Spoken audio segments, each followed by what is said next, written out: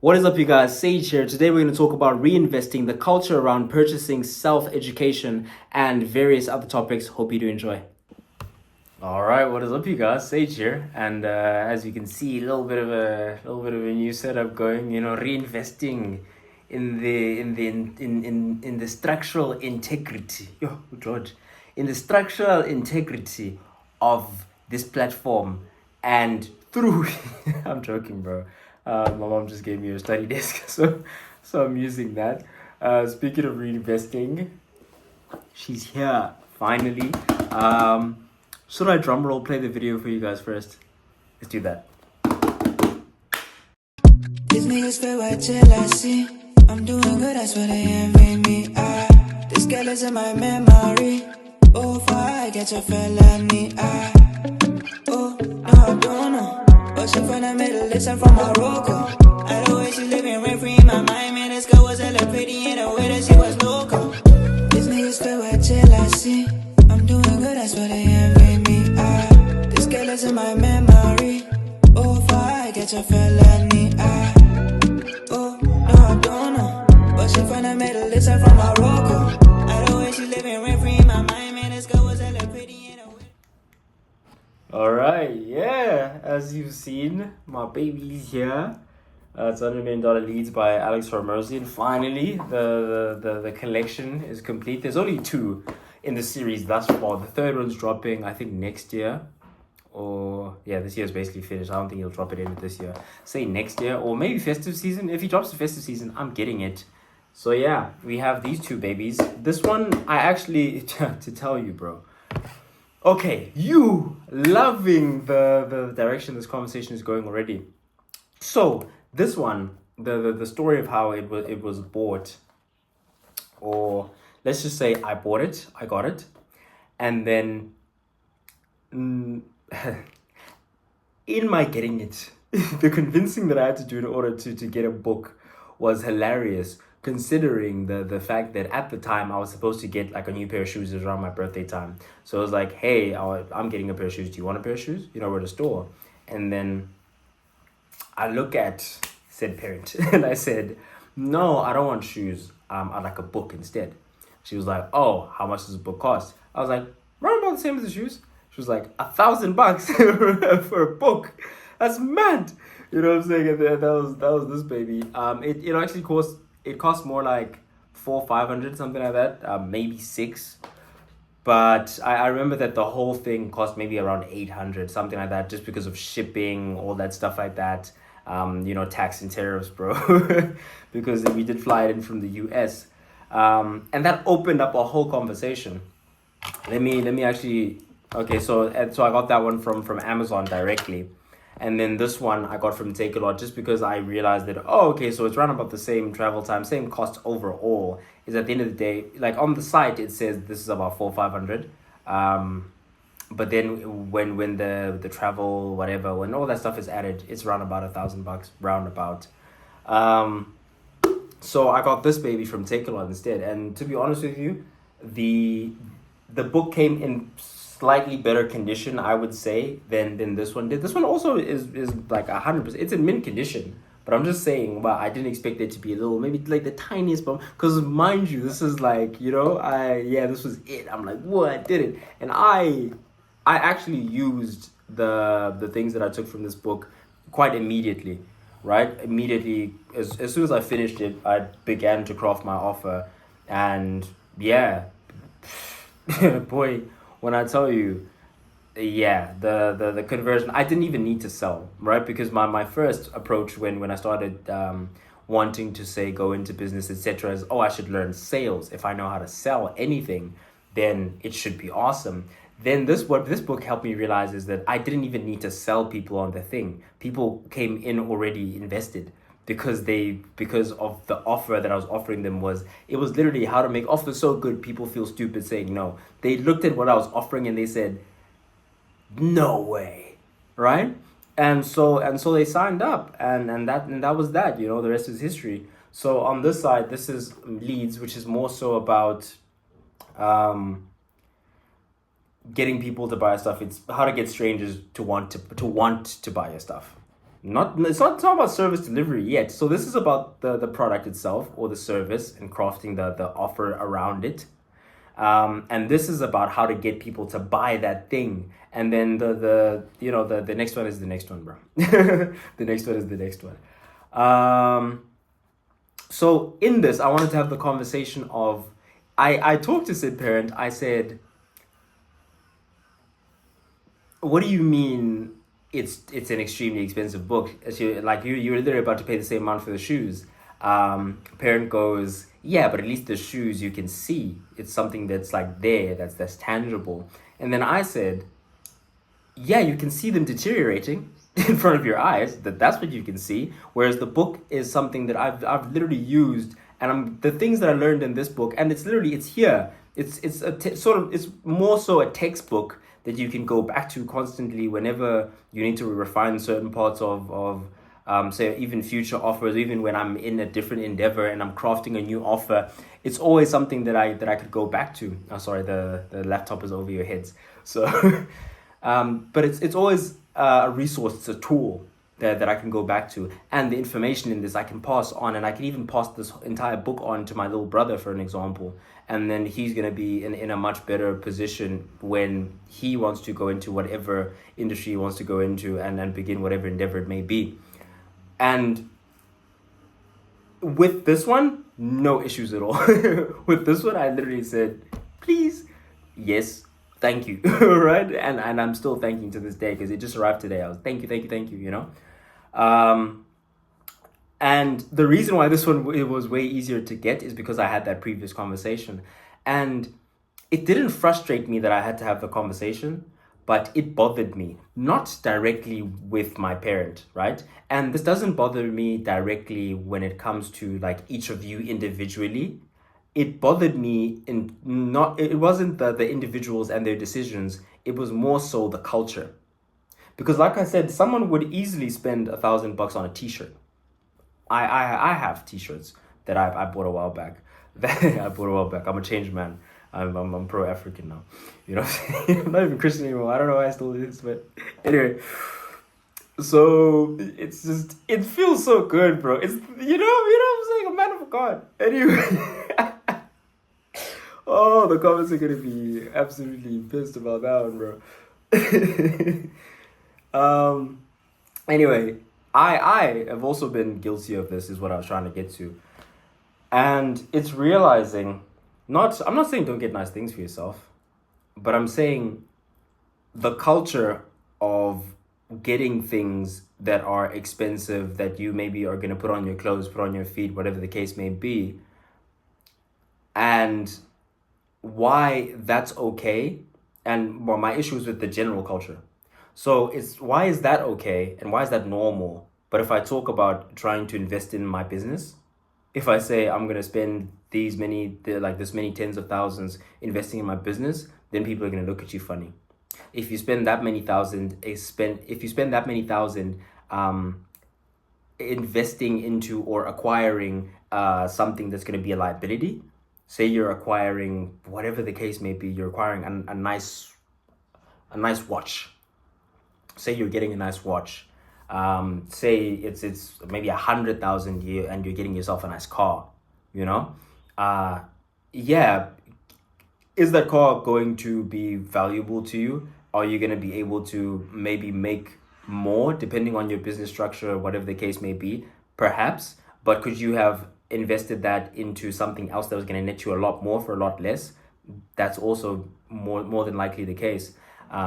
So what I was talking about in terms of culturally is the issue that is, how come me buying books, and even when I bought this one, a very good friend of mine commented it and said, this guy's buying books. What do you mean you bought a book? And that's hilarious to me. It's hilarious to me how if I bought a watch, no question. I have two watches. Two really decently nice watches, also cost about like $1,000 each. I have, whatever the case may be, like say you come out with nice shoes, you come out with Hennessy, you're drinking Hennessy, you're drinking VSOP, you're drinking this, you're drinking that. No one bats an eye. Everyone's like, yo, this guy's balling, bro. He's splurging, you know what I'm saying? He's doing what he's supposed to. He's got money.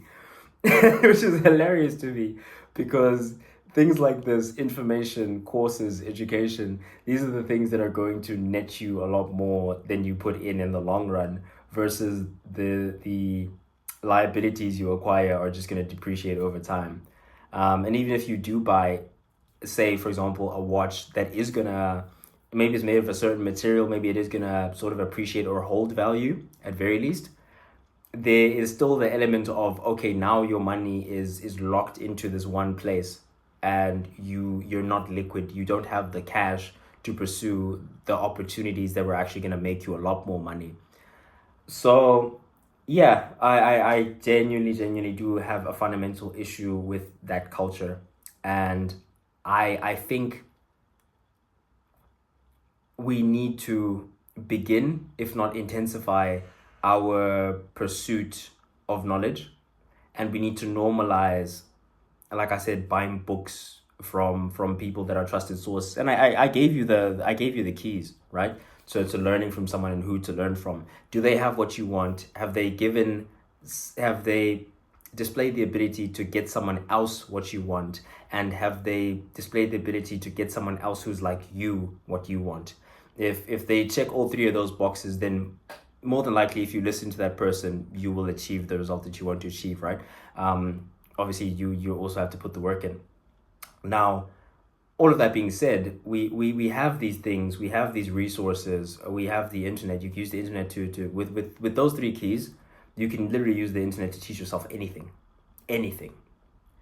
And in that learning, sometimes you do need a more condensed, more concise form of this particular idea that you want to understand or get into, of that particular idea you want to understand or get into. Sometimes you do need to get into like a course. You need to study a course and lock in and sort of understand deeper and more intrinsically.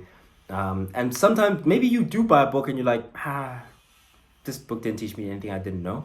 Then you probably didn't use the big three as effectively as you could have, or you weren't shooting at a person, you weren't shooting high enough. Maybe you spend too little in trying to acquire what you want to acquire. Because if this is someone who's made it big in whatever industry that you're trying to break into, they have made it big. They teach other people how to make it big in that industry successfully. Multiple people, multiple reviews.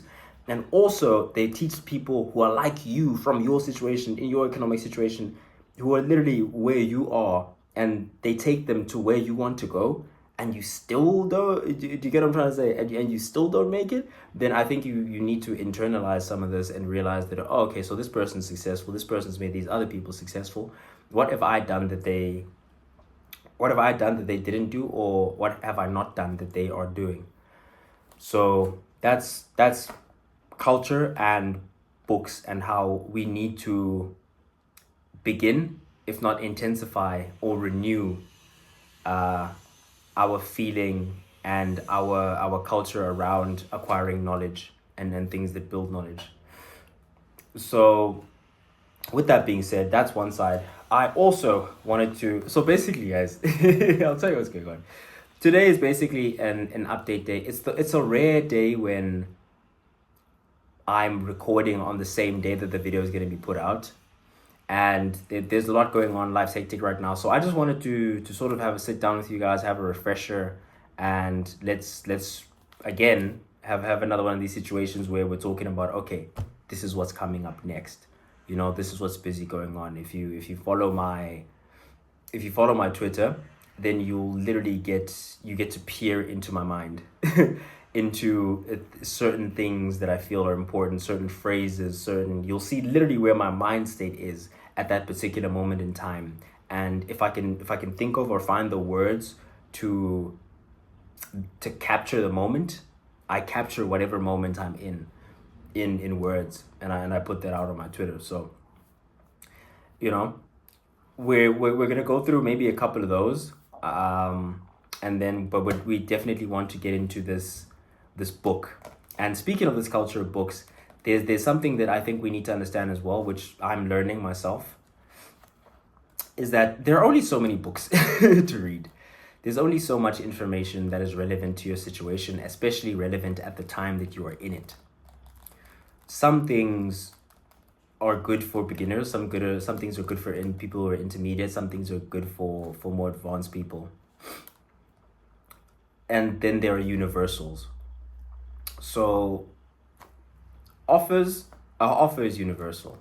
From your first company to your last company, you're gonna need to form an offer, and if you can form an excellent one, you will excel. Getting people to want to buy your stuff, to want to,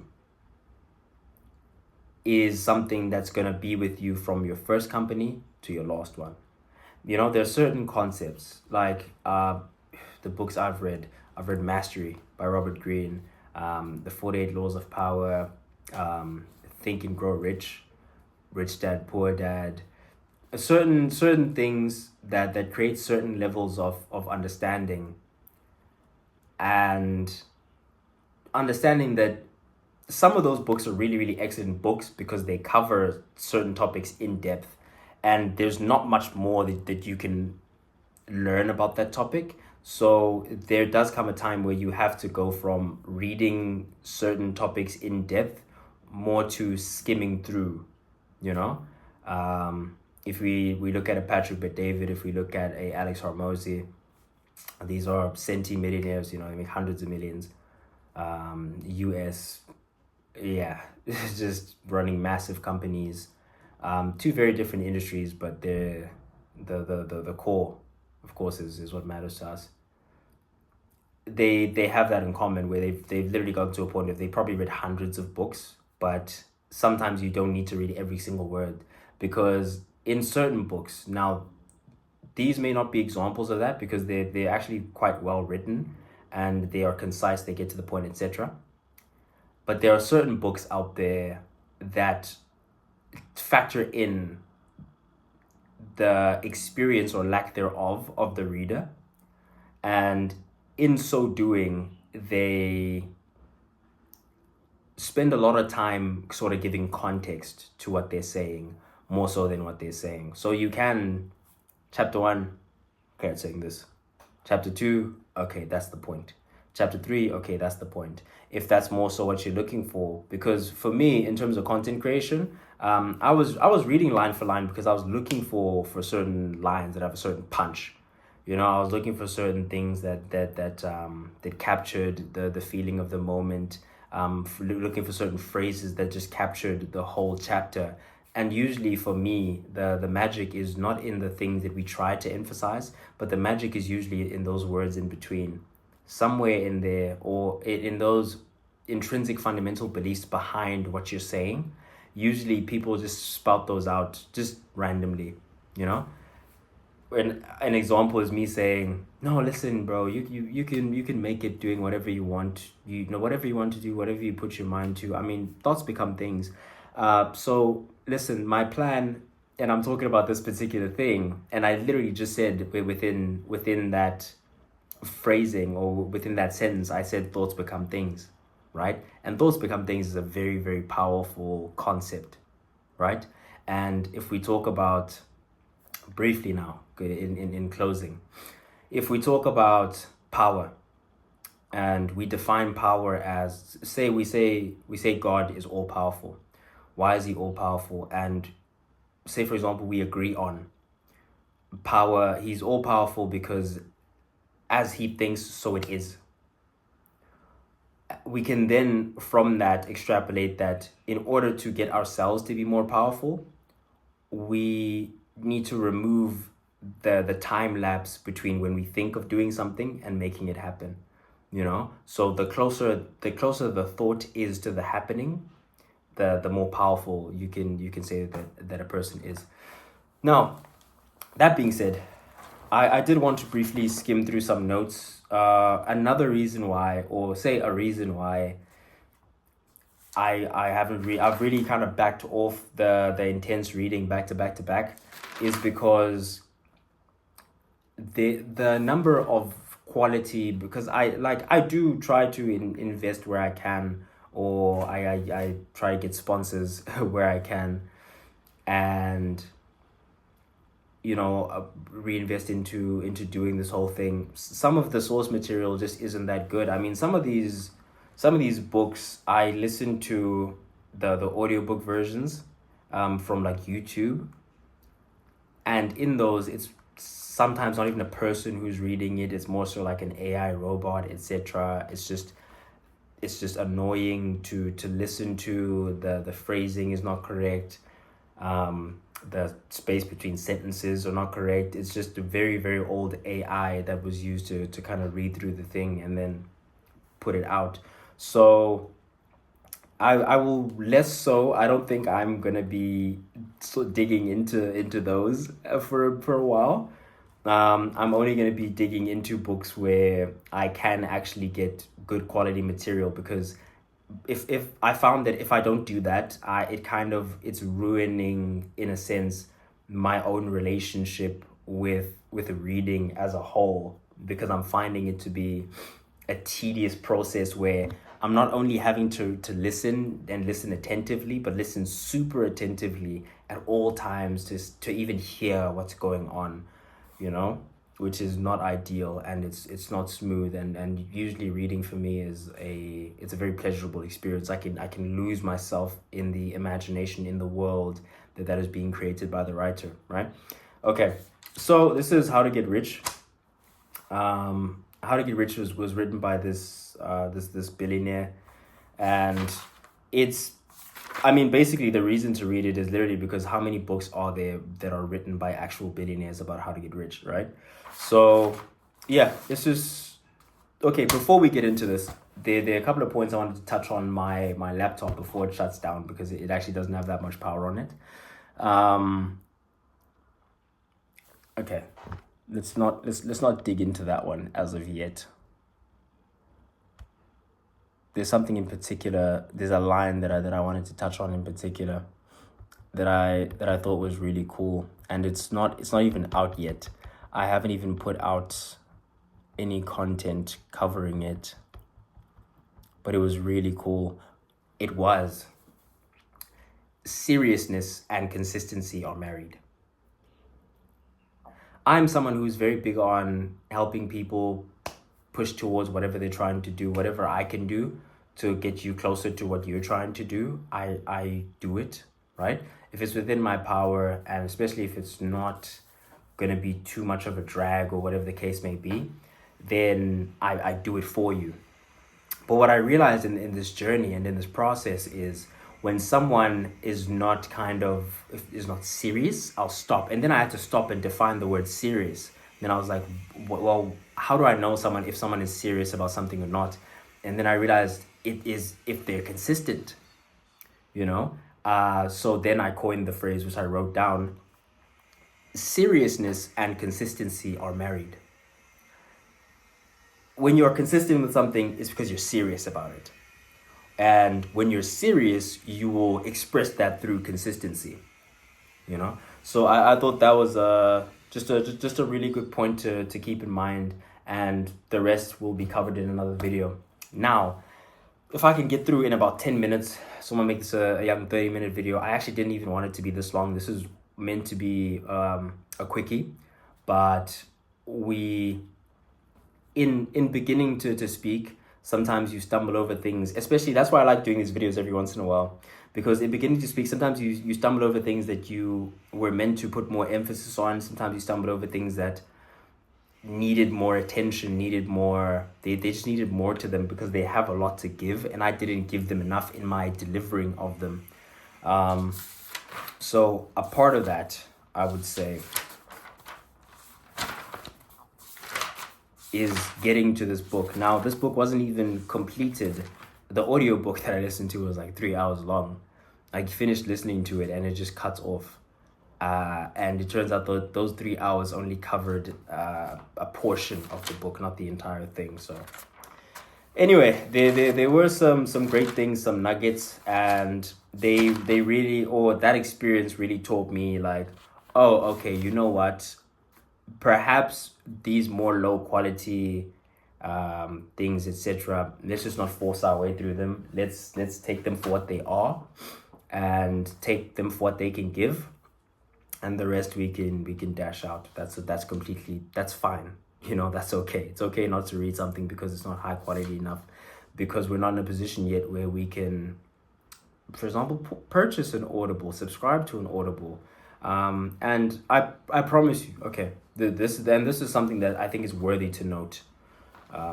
By the way, this is how my mind works. Notice I've just disturbed myself 3 times within one sentence. I've just disturbed myself 3 times. I was talking about one thing, then I was about to talk about another thing. Now I've disturbed myself again to say what I'm saying now. So my mind is it's fluid in the way that I think. It goes in and out of concepts, ideas. There's this important thing, that important thing, and this is more important, that's more important, right? And now that I've expressed this, it's made me think of something where people will call that, for example, an ADHD or a this or a that. And I think when you label something with something that's stigmatized like that, you are taking away a superpower. I don't believe in things that take power away from me. I don't believe, I've said this, I don't believe in depression. I do believe that you can be depressed momentarily. I do believe that there are some people who are clinically depressed, but I think it is less so that and more so there's something that you can change, that you're not changing, that you know that you can change, that you're supposed to change, and you're not doing it. Just in the example of depression. So the thing that I wanted to say, the first thing I wanted to say was, whatever proceedings are eventually garnered from this channel will be reinvested in providing more for this channel or making this channel better. An example is, if I do make money from the YouTube, that money will not only be used to subscribe to an Audible so that I can get more and higher quality audiobooks, so that I can read more frequently, learn more, so that I can produce more. But also, if eventually we do get to a size / a magnitude where we have to begin to delegate the work, or say perhaps even next year, I'm busy studying, I'm busy doing my business studies, at the same time I'm trying to do the YouTube content, at the same time whatever the case may be, because we are gonna get back in the gym. I still train now, but it's more so a home workout thing. It's more quick. I think there will be eventually a phase where I'm getting back into sport, etc., etc., etc. There very well may be a time where these things come, but they will not be. What I won't do is I won't sacrifice what we're doing here, what's coming together here. So if eventually there are things coming towards me from the channel, if there are memberships that are formed, if there's merch eventually sold on the channel, hence I'm wearing this white t-shirt, because it's not branded. I'm not wearing other people's brands now. I'm not gonna openly advertise and whatever. I don't know who that person is. I don't know who founded that. I don't know what they believe in, and I'm here talking about beliefs. And I'm not going to insult you by telling you what to think. All I can do is express to you how I think, and within that, express to you how the people who have the things that you and I may desire think, and I will let you come to your own conclusions from it. And then that's my job here. So basically what I was saying is, whatever proceedings do come to the channel, they would be invested in an Audible, in an editor, in whatever the case may be, so that we can not only continue to do this, but continue to do it consistently and increase the production. Thank you on that note. And yeah, let's touch on this quickly, because we are very close to that runtime of 30 minutes that we were aiming for. I think we're going to be a bit over. But how to get rich. Number 1 is good fortune. The harder you sweat, the luckier you get. Number 2, if you have ideas, the execution is key. Within this book, there's a quote that is, there's a quote that is the fallacy of a great idea. It is possible for you to never have a great idea in your life and become excellent at executing the great ideas of others, and you will still be successful beyond your wildest dreams without ever having a great idea. The money, to get what you need, talk to greed. So basically, it's in order to acquire the resources you may need, you may find yourself in a situation where you have to talk to someone who has what you need, and the only way you're going to get something from them is by appealing to their self-interest. Now, this was a theme that was covered not only in the 48 Laws of Power, but there's a book that I read immediately after that. I promise you, immediately after that, that also talked about wanting to appeal to people's self-interest, how to win friends and influence people. Those are two very highly accredited books, and they both cover that topic. And they both say, well, if you want someone to do something for you, then you have to get them to want it, right? You have to get them to want to. And the skill is in figuring out what that person wants and how to express that to them in a way where they'd want to work with you, collaborate you, because it's that almighty question that the most successful people ask. What's in it for me? The talent, in brackets, go sign it, but first wine and dine it. It's tedious work to work with a talented jerk. The timing, to win it, you gotta be in it. Just never be late or quit or cut the bait. Expansion, it's vanity. Expansion is vanity, profit is sanity. Overhead begs to work on two legs. So that's covering the idea of you want more so to be concentrated and to be flourishing in your concentrated space rather than owning multiple chains and multiple shops in multiple places, because that's only for your own head and your own vanity that you want those things. The riches are in the niches, as they say. The first step, just do it or bluff your way through it. Remember to duck. Good luck. Just do it and bluff your way through it. Bluff your way through it. There is this fake it till you make it. That is a stance that's popular. There's nothing fake about belief. I believe sincerely, honest to God, I believe that I'm gonna make it. And I believe that my thoughts become things because I've not only seen it happen in real life, but I've also just intrinsically understood the power of a dream, the power of belief. There's nothing fake about belief.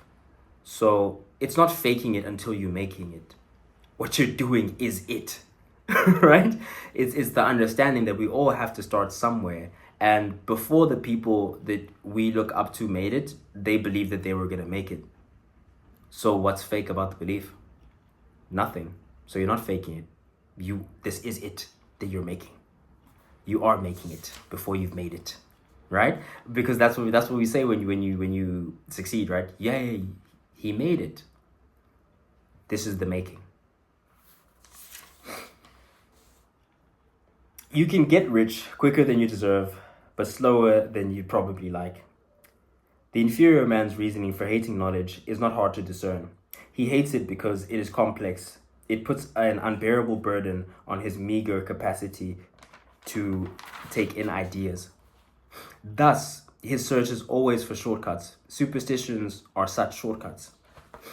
Knowledge learned the hard way, combined with the avoidance of error whenever and wherever possible, is the soundest basis of success. If it flies, floats, or fornicates, rent it. It's cheaper in the long run. Things and tools that you'll need: tenacity, confidence, tunnel vision, be a bit of a shit, thick skin, stamina is crucial.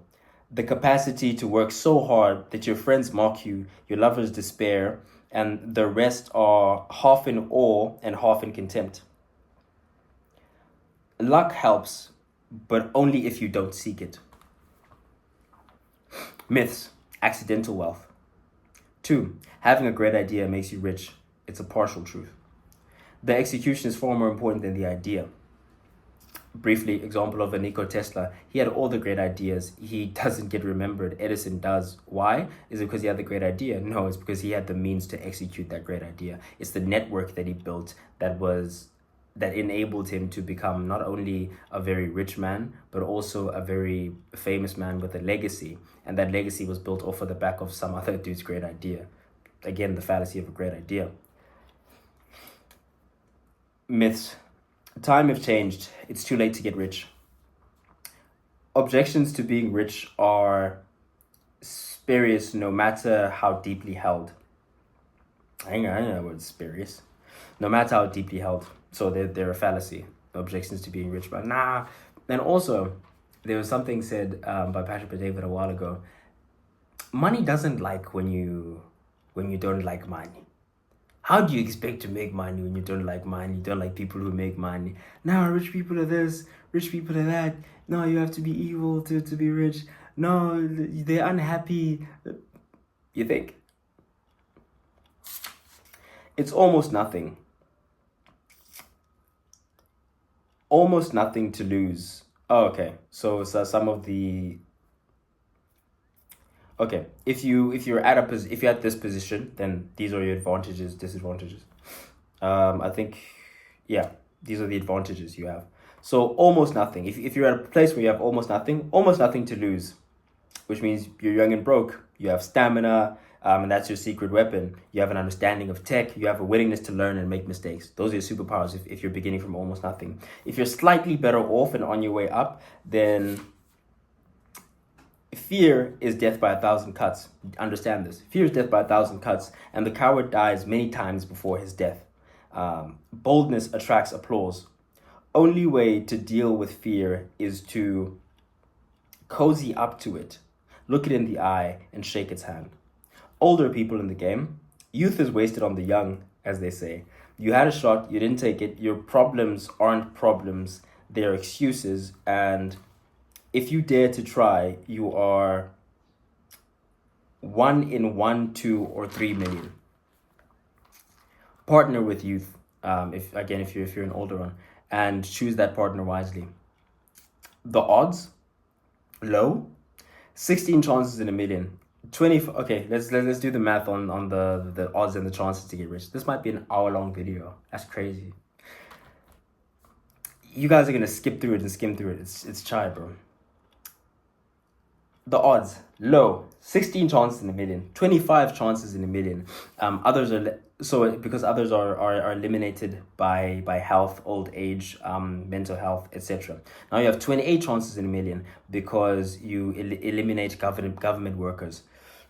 You have 1 chance in 1,000 if you eliminate those people who lack ambition. Mind you, we went from 16 chances in a million. We got to 25 chances in a million because of old age, mental health, etc. 28 chances in a million if you eliminate government workers. You have 1 chance in 1,000 if you eliminate those who lack ambition. So, and that's far better. Imagine that. You have 1 chance in 1,000 of getting rich, of becoming a millionaire. 1 chance in 1,000. Are there 1,000 people out there who can beat you, bro? Swear, you believe that. Sincerely, in your heart of hearts, you believe there are 1,000 people who you can't go 1v1. No way, it's chai, bro. Far better than 16 million in one, which we started with. Making money is addictive. It's not who dies with the most toys who wins. Part 2, getting started. Harnessing the power of fear. Okay, let's basically, there, you must harness the power of fear. Here, the requirements of starting is if you care about failing, and sometimes publicly and even catastrophically, you're not going to make it. If you care about what the neighbors think, you're not going to make it. If you cannot bear the thoughts of causing worry to family and friends and spouse, you're not going to make it. If you have artistic inclinations and fear that the search for wealth will coarsen such talents or degrade them, you're not going to make it. If you are not prepared to work longer hours than anyone you know, despite comments from colleagues and friends, you're not going to make it. If you cannot convince yourself that you're good enough to be rich, you're not going to make it. If you cannot treat your quest to be rich like a game, you're not going to make it. If you cannot dream and not make dreams your master, think and not make thoughts your aim, meet defeat and triumph and treat both those imposters just the same, you're not going to make it. If you cannot face up to your failure, you're not going to make it. Yeah. No book is gonna teach you. No book is gonna. Okay. No book is gonna make money for you. In a nutshell. And then there's questions about how to pick an industry. Basically, we all know what we're good at. We all know what we know the most about, and what we would be more so inclined to go towards. And your riches may not be, if you're interested in music, you may not be a good singer, but you could be a great producer. You could be a great organizer, event organizer. You could be fantastic at ticket sales and marketing for ticket sales, etc.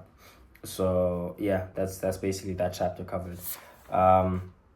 Also, in picking industry, you need to understand, forget the glamour. With AI, this is just an example. With AI, there's a great increase in the number of individuals who are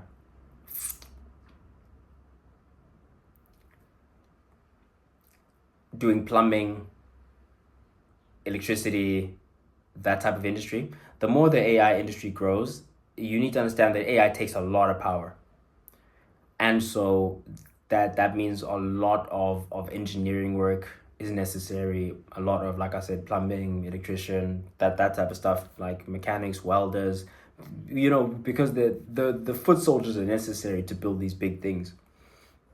So forget glamour. There is opportunity in industry. I'm not saying you need to go out and be an electrician, but maybe you should consider starting an electricity company.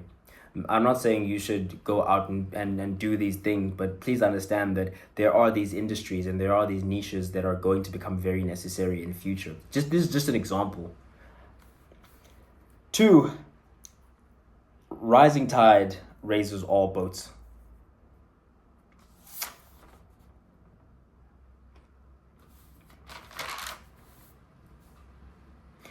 Ownership and equity are control.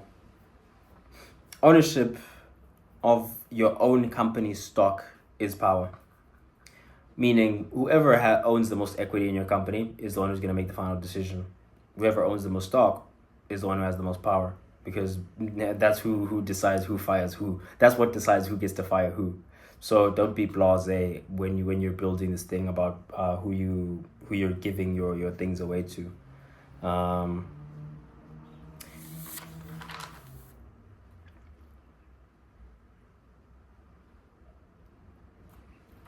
Okay, and then it's who you're creating with, who to create with. I think was the basic summary here. Capital, or how you create rather, which is you can use capital, which is borrowing money, which usually comes with issues on the back end in terms of the ownership. They typically have a larger percentage, and then they bring their own people, etc. Okay, I think that's separate. So borrowing first. Borrowing does eventually become a necessity. Earning it first makes this easier. So an example is when you have a well-oiled machine, which is, for example, what we're trying to create with the social media thing. Just a well-oiled machine with their processes, systems of, and I've said this thousands of times, 7 reels a day, 3 long-form videos a week, 4 TikToks a day, 3 reels a day, and then that's every day. So even on YouTube alone, that's 200 videos a month, right? Well-oiled machine. When you have this well-oiled machine, and instead of like a YouTube, it's something that's just printing money all the time, and you have these systems, you have these processes, you have these check boxes that need to be checked, and these things that need to be done in order for that to work, then it's easier to borrow money against something like that. Is the basic concept we're here for. There are more than enough, or there's more than enough money looking for too few opportunities. Meaning that if the borrowing route is the route that you want to go, the money is out there. You just need to find it. I don't recommend the borrowing things. It's not for me, especially not at the beginning. Especially if you're talking about starting a business. Listen, if we're talking about expansion and you're trying to pump into the machine and you want to grow rapidly, again, remember that expansion is vanity, because ultimately what we're looking for more than overhead is the take home. We're just looking for what you go home with, right? And then venture money. So venture money is not long-term money, meaning if you borrow from a venture capital company, more than likely what they're looking to do is come in, they're going to pump you up, they're going to ramp you up, and then they're going to sell. So theirs is, if you have something going on, I feel like there's money here, I'm going to put my executives in, I'm going to take all creative control from you, and then we're going to make this thing into what it needs to be. But they're looking more so to get their money back in the short term, medium term, than to be with you in the long term. So if this company is your baby and you want to grow it into something big, growing into venture capital is not the greatest idea. And then you have your people, and people you're going to meet along the journey. And for me, that's the ultimate in terms of growing a company. I think you want to be with people who share your vision long term, and with people who are willing to work their tails off to make what you want to happen. And I'd much rather be in business with someone, this is just me personally, I'd much rather be in business with someone who is willing to learn, not just from me, just willing to learn and willing to work rigorously, than to be with someone who knows a little bit at the level we are and thinks they know it all. That being said, we have covered a lot of topics. They were topical. We have covered a lot of topics. Mostly it was about business, etc. And that's just the type of video that we wanted to make today, and the type of videos that we're kind of gonna lean towards, sort of. And this is briefly, as I end, this is something that I need to be understood very well, is that the purpose of my content is not to, like I said, I'm not here to tell you what to think. I'm here to express how I think and to document my journey to the top, so that no one can ever come back. So that no one can ever come to me and tell me about, no, but you just came out of nowhere and blah blah blah, you must be so talented, you know so much about this. And listen, bro, I had to grind my way up here, bro. Not even up here, you see, I'm there, boy, and that's what I'm trying to tell you guys. But ish, I hope you understand me one day, bro. I really, really hope you guys understand me one day, that I'm here, bro. I'm in the back room, bro, in the storage room, making YouTube videos, bro. Educating myself. I'm trying to inspire and touch as many people as I possibly can.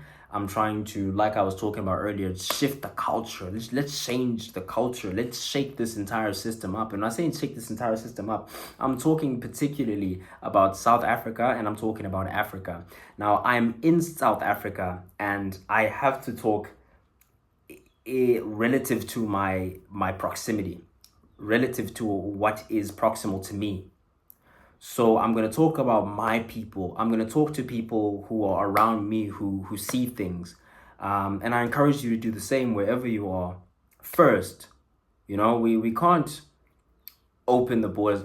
An example, I'm very big Pan-African or pro-African, right? Because I don't know the exact definition of Pan-African. So I don't want to come back. I don't want to come back and Pan-Africans are attacking me like, hey, bro, you said you're a Pan-African, but you know what I'm saying, do this, and this. Hey, I'm very big pro-African, but at the same time, I do believe we need to get our affairs in order first as a country. And when our affairs are in order, then we can begin to talk about conversations about opening trade. Do you know what else is crazy? And this deserves an entire video on its own. Do you know that it's cheaper to travel in Africa? Do you remember what I said about my mind and the way it works, jumps in and out of ideas? The way that, what's insane is, it's cheaper to travel through Africa if you go to Europe first. or if you go to Dubai first. If you try to go straight from the bottom to the top of Africa, it's expensive. But if you go South Africa, Dubai, wherever you want to go, it's cheaper. There's a lot of tax and tariffs in between the South African borders. Do you think that's my mistake? I'll leave you with that one.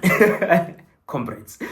No man, jokes aside, this was a bit of a longer one, but it's one of those catch up ones, those reconnect ones. Let me let you what's going on.